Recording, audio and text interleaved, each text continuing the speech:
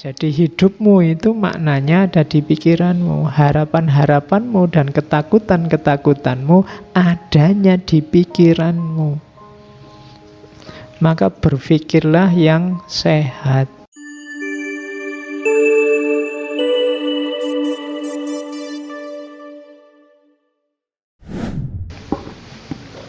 Bismillah. Assalamualaikum warahmatullahi wabarakatuh. Bismillahirrahmanirrahim. Alhamdulillahirabbil alamin. Wa bihi nasta'inu ala umurid dunya waddin. Allahumma shalli wa sallim wa barik ala habibina wa syafi'ina sayyidina wa maulana Muhammadin wa ala alihi wa ashabihi wa man tabi'ahum bi ihsanin ila yaumiddin. Bismillah. Kita lanjutkan ngaji kita. Oke, langsung saja karena waktunya sudah agak telat. Ini mirip minggu lalu. Ya karena memang ini cuma kita pindah ke sayap sebelah saja. Ketakutan itu maksudnya ihwal rasa takut ya, bukan bahasa Jawa keweden. Jadi ketakutan itu rasa kamu tidak nyaman, kamu membayangkan nanti akan ada hasil yang jelek di depan. Kebalikannya harapan. Kalau harapan kamu membayangkan ada yang baik di depan. Makanya karena ada yang baik terus kamu ngegas. Kalau ini kebalikannya, karena ada yang mengerikan di depan, membahayakan di depan, terus kamu ngerem. Nah, remnya namanya takut. Dan sama kayak harapan, ketakutan itu part of life, part of human experience, manusiawi. Sangat wajar orang itu takut. Justru kalau ada orang bilang saya tidak punya takut terhadap apapun, tidak manusiawi.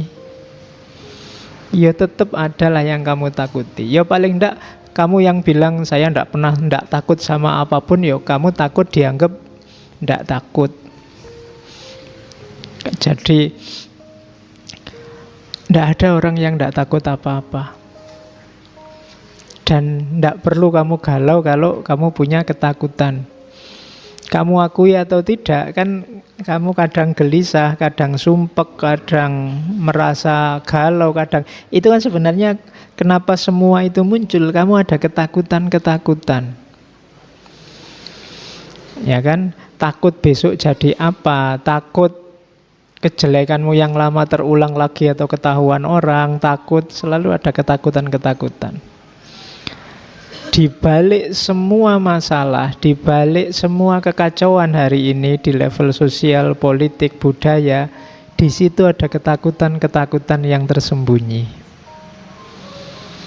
Mungkin orang takut jagonya kalah, mungkin orang takut nama baiknya hancur, mungkin orang takut organisasinya runtuh, mungkin orang takut, terus orang bereaksi. Jadi tidak apa-apa, takut itu manusiawi. Oke, tadi berangkat ke sini hujan-hujan kan kamu terus mikir ini hujan apa enggak ya, berangkat apa enggak ya. Kenapa kok kamu enggak berani hujan-hujan? Alah hujan cuma air kok. Lu enggak masalah airnya. Ada setelah itu yang ditakuti, setelah kena air itu loh. Mungkin pileknya, mungkin gregesnya, mungkin. Jadi itu janjane ya ketakutan. Oke, kamu yang duduk di depan apa duduk di belakang apa yang nyari sendenan itu kan kalau di Uber itu ya ono ketakutan-ketakutannya. Kenapa kok di depan? Biar kedengaran, biar deket sama saya, biar kelihatan. Karena kamu takut kalau nggak dengar nggak kelihatan. Kenapa kok nyari sendenan? Kamu takut ngantuk terus ra ono sendenane. Kenapa kok? Jadi di balik itu pasti ada rumus-rumus ketakutan. Dan di balik ketakutan itu ada harapan. Kenapa kamu duduk depan? Biar bisa lihat. Karena kamu takut tidak bisa melihat. Itu selalu ada ini, rumus ini. Makanya saya bilang ini kayak dua sayap dari seekor burung. Dan dua-duanya manusiawi. Terus takut itu connected to threat, ancaman. Biasanya ada yang menggelisahkanmu, ada sesuatu yang mengancam di depan. Kamu tadi tidak berangkat karena khawatir pilek, khawatir flu, itu kan ancaman. Makanya yang bawa motor kan kemungkinan besar di joknya ada jas hujannya. Alasannya apa? Takut mesti. Jadi kalau ada yang bilang kok saya tidak takut apa-apa kok bawa motor membawa jas hujan, sebenarnya yo itu yang dia takuti, kehujanan. Jadi connected to threat, ada yang mengancam, dan future thing, di masa depan. Terus survival. Kenapa sih orang takut itu? Jangan salah, takut itu bermanfaat. Dalam rangka apa? Biar kamu selamat. Makanya ada istilah defense mechanism. Nanti yang punya teori ini Freud. Mekanisme mempertahankan diri. Jadi takut itu instinktif. Orang nyari selamat. Asal dia waras, pasti yang dikejar selamat, bukan tidak selamat. Demi selamat ini orang rela untuk takut. Jadi rumusnya itu. Dan eksistensial. Di antara caramu berekspresi jadi manusia, eksis jadi manusia, itu antara lain lewat takut. Oke. Selama ini kan banyak yang bilang, alah takut itu ndak laki-laki, takut itu ndak jantan misalnya. Lah ndak. Takut ndak ada hubungannya sama jantan, ndak jantan. Ini manusiawi, eksistensial. Cuma harus dikontrol. Sama kayak harapan tadi. Kalau hidupmu takut terus, yo kamu ndak ngapa-ngapain, nanti ngerem terus kamu. Di kamar terus. Kenapa kok ndak keluar? Takut kena virus, Pak. Nanti flu. Kenapa kok ndak jalan-jalan? Takut, Pak, nanti kecelakaan. Kenapa kok ndak ngapa-ngapain? Akhirnya kamu serba takut terus. Maka harus ngerti formulasinya bahwa ini manusiawi ya, tapi kamu harus ngerti patokan-patokan, rumus-rumusnya. Ini yang malam ini mau kita lihat. Terus takut itu biasanya karena pikiran atau pengalaman. Kamu ngitung-ngitung sendiri atau pengalaman. Kenapa kok tidak jalan-jalan? Takut kecelakaan, Pak. Emangnya pernah? Tidak pernah. Tapi dari lihat pengalaman orang lain, terus menurut pertimbangan saya tidak jalan-jalan. Nah, itu kan karena pengalaman atau pikiran. Terus selanjutnya, objeknya rasa takut itu incomplete knowledge sama imagination. Itu biasanya apa sih yang kadang-kadang menyebabkan rasa takut itu? Pengetahuannya kurang lengkap. Kadang-kadang tentang sesuatu kamu ngertinya setengah. Kayak tadi loh, kalau kamu jalan-jalan keluar kamu nanti akan kecelakaan loh. Itu kan iya, kemungkinan itu ada, tapi kemungkinan yang lain kan juga ada. Kamu bisa seneng-seneng, kamu bisa ngatur agar yo jalan-jalan tapi selamat. Perkara ndak selamat itu kan urusan yang berbeda. Nah, ini incomplete knowledge, pengetahuannya kurang lengkap. Misalnya tiba-tiba kok dari belakang kayak ada yang niup-niup ya kan, terus waduh merinding, Pak. Itu kan kamu, kenapa kok kamu menafsirkan begitu? Ngertimu itu selama ini tafsirnya. Pengetahuanmu kurang lengkap. Itulah. Pengetahuanmu setengah-setengah. Ndak tahu sekalian malah ndak apa-apa. Karena setengah, sehingga kamu salah tafsir, terus jadi takut. Anak kecil itu yang ndak ngerti apa-apa, kadang berani kan. Misalnya ada, takut lo ini nanti jatuh, takut lo ini nanti. Anak kecil ya pikirannya urung nyampe, ya berani aja ngalah-ngalahi yang dewasa. Yang dewasa pikirannya setengah. Ya kan? Jadi itu yang bikin takut. Kalau tiba-tiba saya di sini bisa terbang, itu kalau ada anak balita misalnya umur-umur 2 tahun, itu kan dia tidak kaget dan tidak takut, malah heran, wah enak ya bisa terbang kan gitu. Yang ketakutan kan kalian, kok bisa ya terbang? Kenapa? Ilmumu masih belum nyampe. Lihat orang bisa terbang. Jadi incomplete knowledge. Misalnya kamu nginep malam-malam di rumah sepi, tidak ada siapa-siapa. Dan menurutmu ya rumah aman-aman saja. Itu kan kamu nginepnya santai. Tapi begitu ada yang bilang, di rumah itu dulu ada orang matinya loh. Begitu kamu ngerti kan terus jadi takut. Imajinasimu main sekarang. Itu kan incomplete knowledge sama imagination. Karena ngerti maka sekarang kamu takut. Kemarin tidak ngerti apa-apa, aman. Kenapa kamu nggak lulus-lulus kuliah kok takut? Karena ngertimu masa depanmu tergantung perkuliahan, ijazah, dan gelarmu. Diluaskan lagi wawasanmu, mungkin kamu tidak setakut itu. Apa iya masa depanmu hanya tergantung ijazah dan gelar? Jadi objeknya ketakutan itu incomplete knowledge, pengetahuan yang setengah-setengah atau imajinasi. Terus orang takut itu biasanya flight or fight. Yang dia lakukan dua, lari atau tarung. Biasanya yang lari itu yang terus, masa gitu aja lari. Yang dihormati yang berani fight. Tapi yo lihat situasinya dulu. Tidak selalu yang lari itu jelek. Itu loh. Kalau kamu lagi jalan-jalan di rel kereta, ono kereta ya kan harus takut itu. Dan wajib lari, tidak usah dimarahi. Wah pengecut kamu gitu aja lari. Lah ya musuh sepur ya. Jadi ya yang rasional, flight or fight. Ya tidak semuanya harus dilawan. Kalau memang tidak tanding ya fight itu namanya konyol. Harus ngerti kapan lari, kapan tarung. Itu loh. Jadi responnya dua. Kalau ndak lari ya dilawan ketakutan itu. Terus ya namanya orang takut, dia pasti believe whatever happen will be bad. Percaya bahwa kalau ini saya tabrak hasilnya jelek. Itu makanya kamu takut. Kemudian berubah ya, karena semakin dewasa kan objek-objek ketakutannya berubah. Dulu kamu takut apa, sekarang takut apa. Dan yang terakhir takut itu gift. Sama kayak harapan kemarin. Bersyukurlah Allah masih memberimu rasa takut.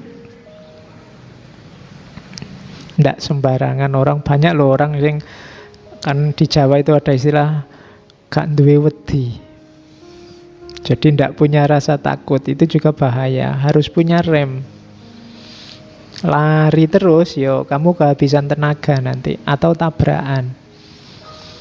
Bersyukurlah kamu masih oleh Allah dikasih rem, masih punya rasa takut. Oke, itu gambarannya. Seperti itulah yang dimaksud dengan takut. Manifestasinya ya ada yang kelihatan, ada yang enggak. Cuma dalam dirimu yang merasa takut itu biasanya muncul hal-hal itu. Yang pertama tension. Tension itu tegang. Kalau kamu takut kan terus tegang. Kadang-kadang deg-degan. Yang tadi nginep malam-malam di rumah yang sepi sendiri itu kan nggak ada apa-apa, ada angin aja kamu langsung deg-degan. Nonton film horor aja kamu bolak-balik tegang, teriak-teriak, itu kan deg-degan. Padahal kamu tahu itu cuma film. Iya. Nonton film horor direwangi merem segala. Takut melihat hantunya. Loh ya jangan nonton film horor. Masa takut lihat hantu kok nonton film horor. Orang takut itu tension. Jadi mengalami ketegangan dalam dirinya. Biasanya berkeringat dingin, jantungnya berdebar-debar, itu tension. Kemudian yang kedua, ragu-ragu, doubt. Ini maju apa mundur, dilanjutkan apa berhenti saja, itu kan ragu-ragu. Itu biasanya orang yang ada yang dikhawatirkan. Enaknya saya ngapain ya, kok ragu-ragu ya mau ke situ. Keraguanmu itu menunjukkan ada yang kamu takuti. Mau saya tembak apa tidak ini, kok nek tak tembak pasti kamu takut. Kenapa kamu ragu-ragu? Takut ditolak, atau takut dimarahi, takut dianggap tidak tahu diri. Itu kan ada keraguan menunjukkan sebenarnya kamu sedang takut. Kalau itu pasti anxiety and worry. Cemas dan worry ya takut. Worry itu takut atas dasar kognisi. Jadi takut yang ada rasionya, ada alasannya, itu worry. Kalau anxiety itu kebalikannya. Cemas yang cemas saja, kadang-kadang tidak rasional. Itu anxiety. Makanya ada penyakit namanya anxiety disorder. Anxiety disorder itu gangguan kecemasan. Misalnya kalian tiap hari dengar orang kena stroke, dengar orang sakit jantung misalnya, tiba-tiba kamu pusing terus, waduh, jangan-jangan stroke ini, wah jangan-jangan, itu anxiety disorder. Waduh, ini jantung ini deg-deg, akhirnya kamu ke UGD, dokternya bingung, kok ke UGD enggak apa-apa mas, cukup dengan Paramek beres sampean misalnya. Justru nanti penyakitnya jadinya ya anxiety disorder itu, kamu harus ke psikiater kalau gitu terus-terusan, cemas terus gitu loh. Kamu gatel aja, oh jangan-jangan kanker kulit ini, wah kayak apa wae kamu lebih-lebihkan, itu gejala kecemasan. Oke, kalau kamu ngalami kayak gini harus ke psikiater. Itu harus disembuhkan. Yang kena bagian tertentu dari otakmu. Jadi opo-opo di generalisir, didramatisir seolah-olah kamu parah. Terus suspicion. Suspicion itu curiga terus. Jadi kalau ada orang kok nuduh terus, curiga terus, jangan-jangan itu biasanya ada yang dia takuti. Just tinggal kamu cermati aja yang ditakuti apa. Orang yang suudzon terus, itu biasanya ada yang dia takuti dari yang disuudzoni. Kamu pakai bajuku ya, kamu pakai sabunku ya, kamu pakai sikatku ya, itu kan curiga. Itu pasti ada yang dia khawatiri. Mungkin kalau khawatir kalau sabunnya dipakai, tak buang aja daripada sisamu misalnya. Itu kan ada yang ditakuti. Jadi suspicion. Termasuk yang kedua agitation. Agitation itu menghasut, mengacaukan. Orang yang takut itu kan sok-sok bikin kacau. Yang lain tenang-tenang, dia jangan ke situ, jangan ke situ. Hati-hati, di sana ada penghuninya. Hati, nah itu agitasi namanya. Contoh paling gampang itu. Oke, terus paranoid. Ya kalian menyebutnya parno. Paranoid itu takut yang tidak ada alasannya, tidak berdasar. Terus-terusan. Itu paranoid. Jadi mentang-mentang tetangganya misalnya sakit diabetes, dia minum teh manis aja. Wah, saya nggak manis-manis lagi sekarang, parno. Nanti makan apa dikit ada manisnya. Waduh, ini diabetes ini mesti. Nah, itu namanya parno. Jadi manifestasi ketakutan. Terus malu. Biasanya embarrassment itu malu atas sesuatu yang sudah terjadi. Itu biasanya nanti melahirkan ketakutan. Saya ndak gitu-gitu lagi, saya ndak ke situ-situ lagi. Itu embarrassment. Misalnya kamu nyanyi kok terus temenmu tutup telinga semua, wah itu kan terus kamu malunya luar biasa. Habis itu kamu mesti takut kalau mau nyanyi. Jadi di antara manifestasinya itu embarrassment, malu. Orang yang sudah jatuh malu itu biasanya terus ketakutan. Jadi aku ndak nyanyi-nyanyi lagi lah, aku ndak presentasi-presentasi lagi lah. Aku presentasi kok teman-teman cekikian terus. Berarti presentasiku menggelikan mesti kan gitu. Terus kamu, wis aku ndak presentasi lagi, diketawain tok misalnya. Itu embarrassment. Dan pengalaman ini akan membuat besok-besok kamu ketakutan. Kalau waktunya presentasi terus pamit, mohon maaf Pak, saya sakit, ndak bisa masuk kuliah pas waktunya presentasi. Nah, itu biasanya ada pengalaman di depan yang membuatmu takut. Jadi manifestasi ketakutan itu, ini antara lain, ya setiap orang beda-beda. Ada orang yang kalau takut itu ndak tension tapi malah cengenges-cengenges. Tapi ndak mau ngapa-ngapain. Ayo maju. Ndak bisa ya Pak. Itu ya janjane ya rawani. Jadi sudah ditembak aja, sudah kayak gitu. Gitu kan ya wes. Oke. Itu jane tegang, cuma yo ekspresinya meringis. Jadi itu juga manifestasi ketakutan. Oke, ndak apa-apa ya, kayak tadi manusiawi asal pas porsi dan proporsinya, ndak berlebihan. Kalau ini objeknya, basic human fears, yang ditakuti orang itu secara umum ini. Yang pertama, takut gagal. Nggak ada orang yang bilang saya ingin gagal saja Pak, nggak ada. Semua orang ingin sukses. Nah, yang kedua, takut ditolak. Takut tidak ditolak ya, nggak cuma urusan nembak pasangan ya, banyak macam-macam ditolak itu. Ditolak itu nggak diterima. Yang kamu persembahkan tidak menyenangkan orang sehingga mereka tidak nerima, itu juga ditakuti orang. Kenapa tadi kamu nggak mau nyanyi lagi? Kamu takut ditolak lagi. Wong tadi saya nyanyi semuanya nutup telinga, semuanya pura-pura nggak dengar. Nah, itu ditakuti juga pasti. Fear of rejection. Yang ketiga, fear of the unknown. Takut pada yang tidak diketahui. Ini juga sering terjadi. Sesuatu yang misterius kan menakutkan bagimu. Yang tidak pernah naik motor, dia tidak tahu enaknya naik motor, tidak ngerti tekniknya naik motor itu menakutkan. The unknown, yang dia tidak tahu itu menakutkan. Oke, ndak enak ya rasanya jadi takmir, itu kan menakutkan. Kenapa kamu ndak tahu? Jangan-jangan bukan nggak enak, tapi nggak enak sekali misalnya.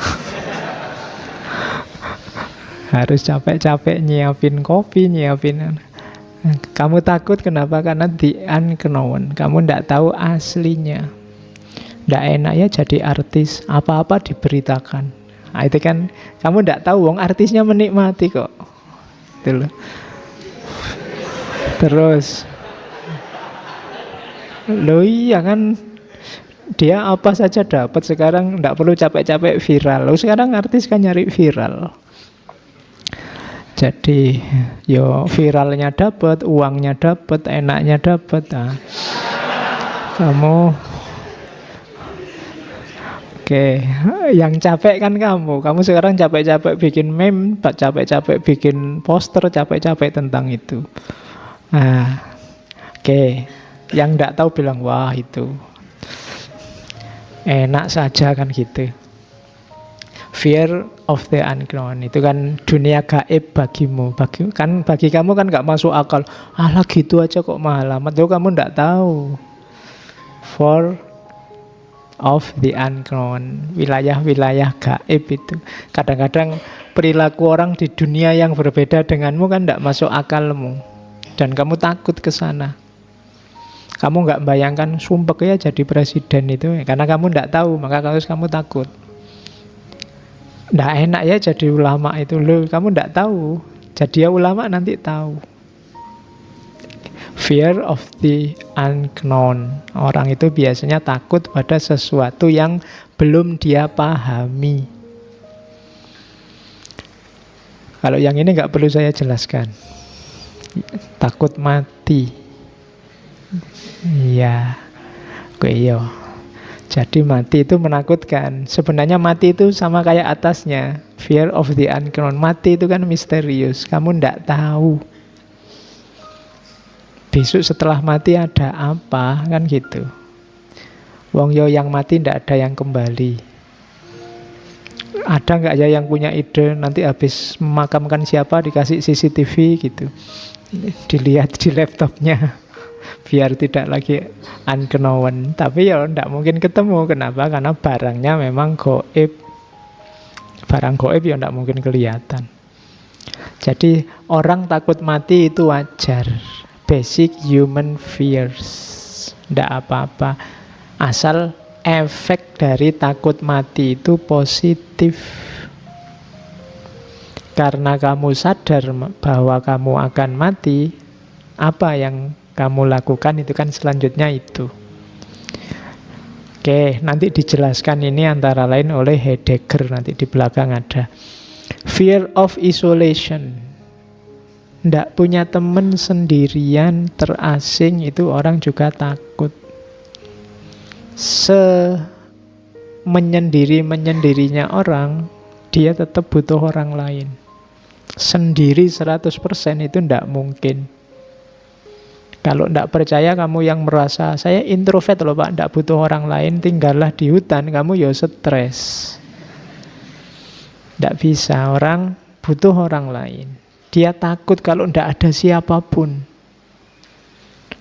Kemudian yang terakhir, takut kehilangan dirinya. Takut tidak eksis, takut tidak dianggap, takut tidak jadi dirinya sendiri. Nah ini fear of loss of self, kehilangan diri, kehilangan kesadaran hidup, atau menjalani hidup yang tidak bermakna. Itu orang takut.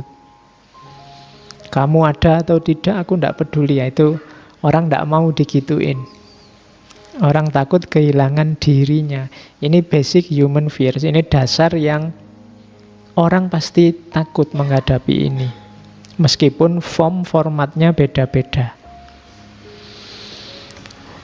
Nah, ini yang tadi saya bilang, takut itu wajar, cuma takut yang sehat dan takut yang rasional, masuk akal.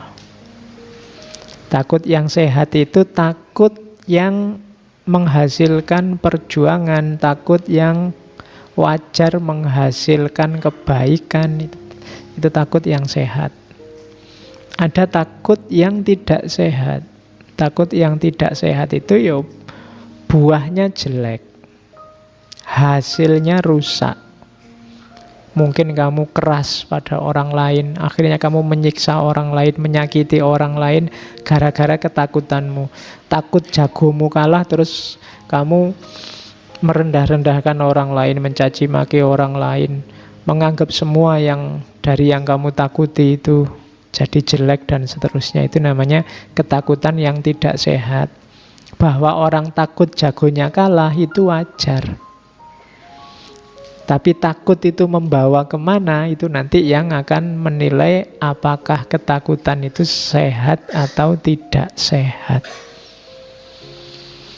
Jadi kalian boleh takut, tapi tetap yang sehat. Takut mati menghasilkan kesadaran untuk lebih dekat sama Allah, itu kan sehat. Takut tidak eksis membuat kamu sungguh-sungguh berjuang agar diakui di tengah masyarakatmu, itu kan takut yang sehat. Jadi usahakan kalian takut, tapi takut yang sehat, bukan takut yang tidak sehat. Yang kedua, takut yang rasional. Saya mau bantu tetangga sebelah Pak, tapi saya takut ya Pak. Nah, itu tidak rasional, wong bantu orang kok takut. Jadi takutnya yang rasional. Yang tadi saya sebut, ketakutan-ketakutan dasar, itu kan masuk akal orang takut. Takut mati, takut itu kan. Saya mau nembak Pak, tapi saya takut kalau diterima gimana? Itu tidak rasional. Nah, ayo, itu kan tidak masuk akal, tidak diterima. Jadi yo, oke, saya takut ya Pak, takut bahagia saya itu. Beliau nggak ono takut kok, takut bahagia. Itu tidak masuk akal, tidak rasional. Jadi yo, ya jadi manusia yang normal saja lah. Jadi ya yang ditakuti yang memang menakutkan. Kalau ada yang tidak menakutkan kok kamu takuti, itu kalau secara psikologi kadang disebut fobia. Fobia itu ketakutan yang tidak rasional. Kan ada kadang-kadang orang itu fobia terhadap bulu-bulu. Kalau ada baju-baju ada bulunya, dia gemeteran, dia kayak orang lihat hantu. Ada orang karena takut pada ular, terus segala yang mirip ular dia takut, fobia. Sabuk yang melingkar-lingkar dia takut. Apa yang melingkar itu sudah perlu psikiater. Jadi kalau ada yang takut kok tidak rasional, apalagi berlebihan, itu nanti namanya fobia.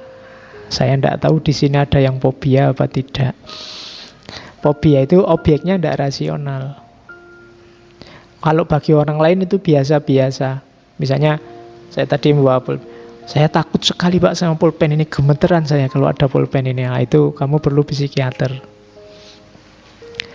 Oke. Terus jadi ini kategori-kategorinya. Nah, takut itu nanti ada teori. Seperti saya bilang tadi, sebenarnya ketakutan itu kuncinya ada pada pikiran. Akarnya rasa takut itu ada dalam pikiran kita. Jadi takut itu kan ketika ada sesuatu yang kamu pastikan dia membahayakanmu, sehingga harus kamu hindari jauh-jauh.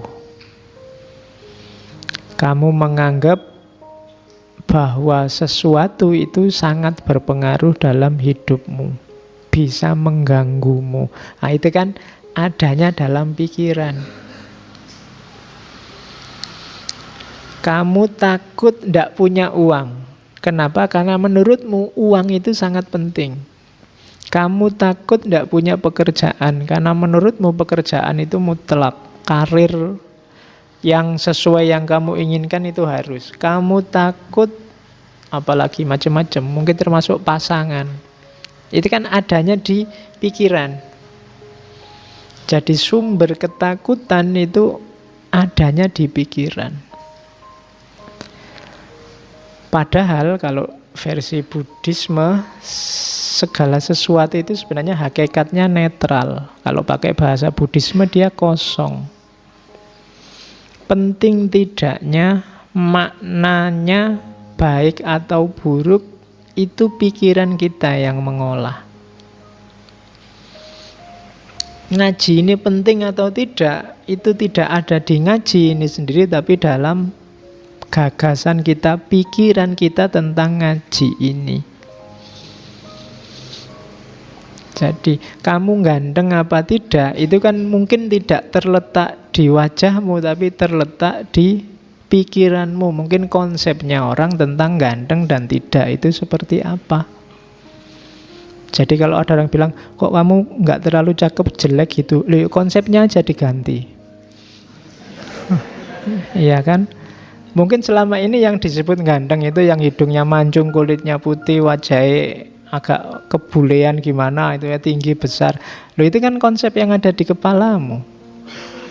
Kalau ingin bahwa ganteng itu kamu, gantian konsepnya.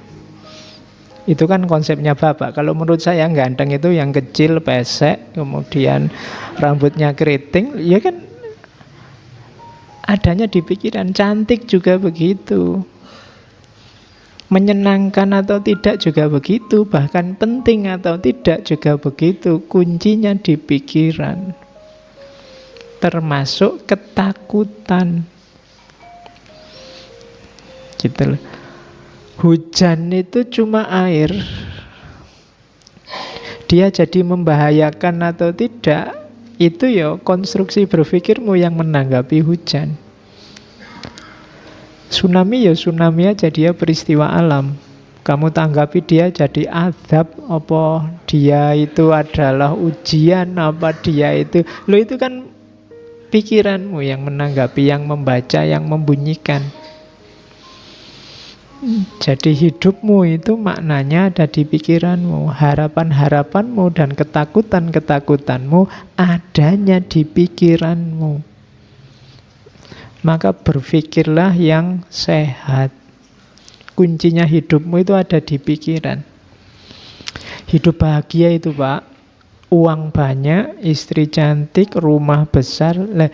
Itu kan versi yang ada di kepalamu sekarang. Ada loh justru orang yang merumuskan hidup bahagia itu tidak punya apa-apa, tidak terikat apa-apa, tidak tergantung apapun, hidup bebas. Loh, ada yang begitu.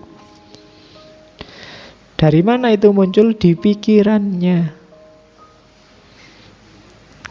Jadi termasuk rasa takut itu kuncinya ada di berpikir. Kalau kamu berpikirnya salah, ya lahirlah ketakutan-ketakutan yang tidak rasional tadi.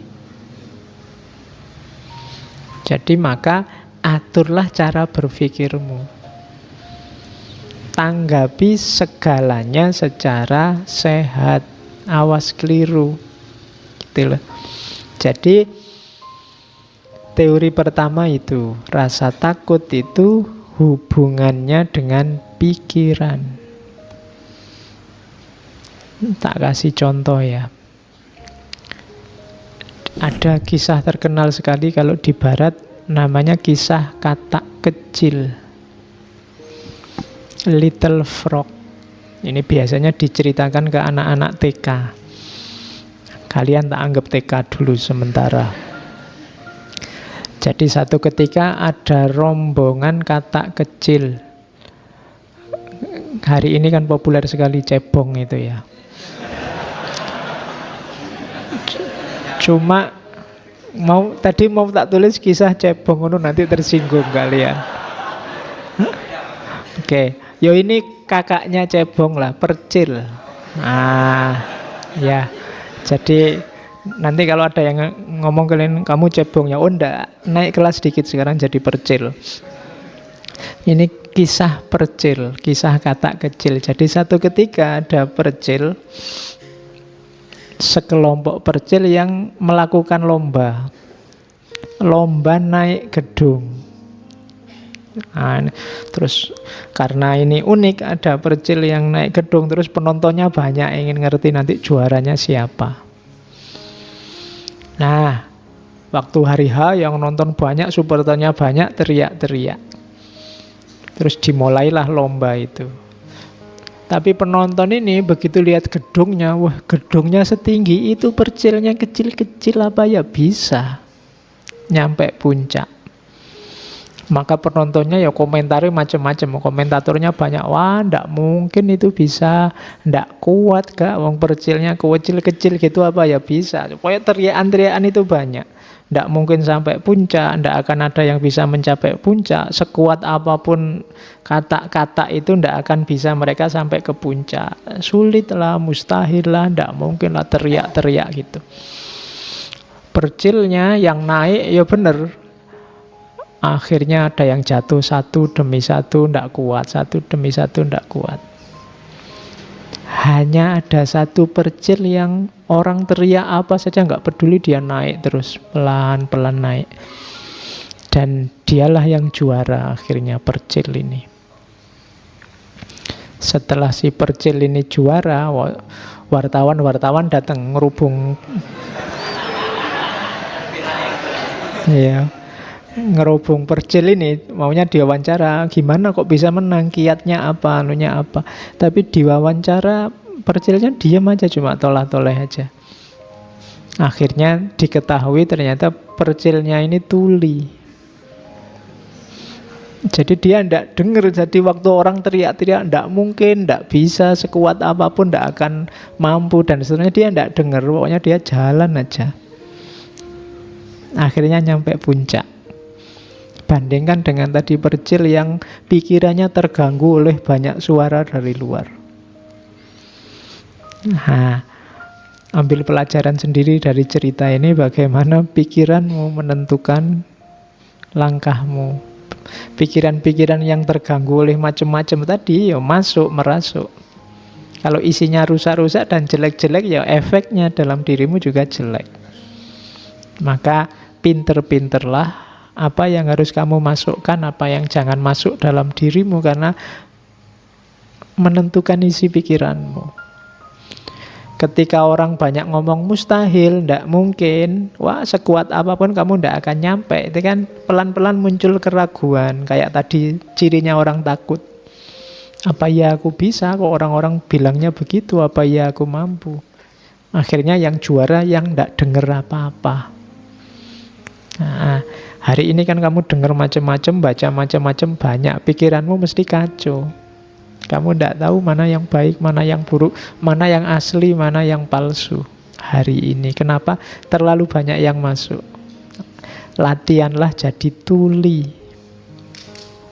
Sedikit-sedikit. Oke, jadi ini untuk ilustrasi bagaimana kuncinya sebenarnya ada dalam pikiran. Harapan-harapanmu, ketakutan-ketakutanmu.